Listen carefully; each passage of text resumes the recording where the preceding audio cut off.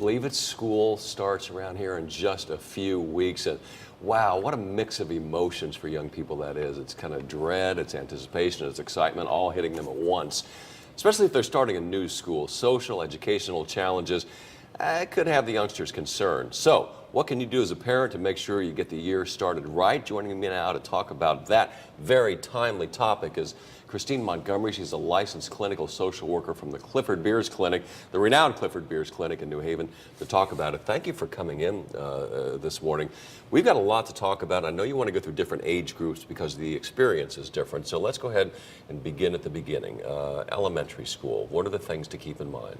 Sure. Preparing for kindergarten is a big deal for any child and, of course, your parents. That's the start. Absolutely. That's the kickoff. And I think it's important for parents to take advantage of every orientation possibility. If you've already missed the orientation, it's important then to perhaps call the school, request a tour, go play on the playground, even something like that. Get the child physically familiar Correct. with the environment rather than showing up on say and seeing it for the first time. Exactly. And the other big deal for parents, especially elementary school, is getting on the bus.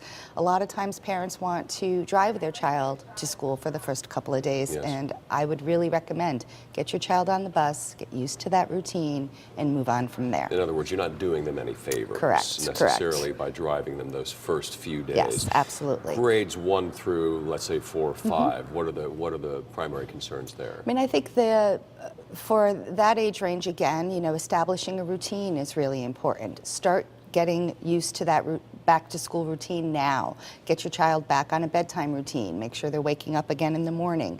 Make sure that they're eating a healthy breakfast as they start their day. Now, with what kind of lead time are you talking about here? Obviously not the day school starts, but a week or two ahead of time start to I would phase actually into this? suggest this is the week to start with a routine bedtime.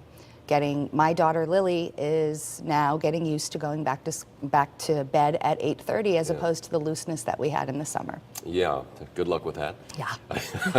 Yeah. Middle school. My youngsters are actually starting a new middle school this year. What are they in for? What are we in for? I think for your middle schoolers, they're really thinking about 3 different areas: logistical, social, and academic. Logistical. It's the first time they're changing classes, perhaps.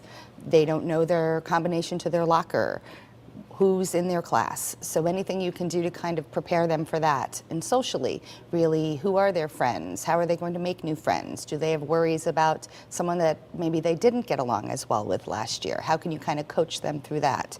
And academically, make some plans around what that could look like for them, how you're going to support them through that demand. It's hard to be a kid. It is so hard to be a hard kid to be today. A kid. It really totally is. Yes. Even high school, which we're going to talk about Yes. now, they have a different set of concerns going back. They do, and some of it is still the same. Again, it's a brand new large school for these 13, 14, 15-year-olds to navigate. So anything you can do to, again, take advantage of the orientation opportunities, go on a tour, understand the getting from point A to point B, that would be really helpful. And again, I think it's important, especially for high schoolers, to talk with them about how they can get involved. If you know your child's a bit shy and maybe a little socially awkward, what can you look into as far as clubs and activities? We're going to take a look at some of the things we've just been talking about, and it gives us time for one final question here. We had somebody here talking a few weeks ago about the brain drain that takes place during the summer. Yeah. And he said it can take up to a month to 2 months to just get back in the groove with your scholastic thinking again.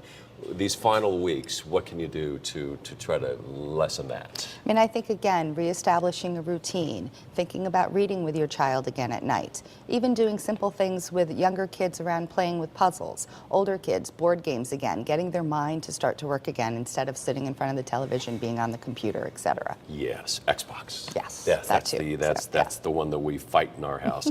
Thank you so much. Sure.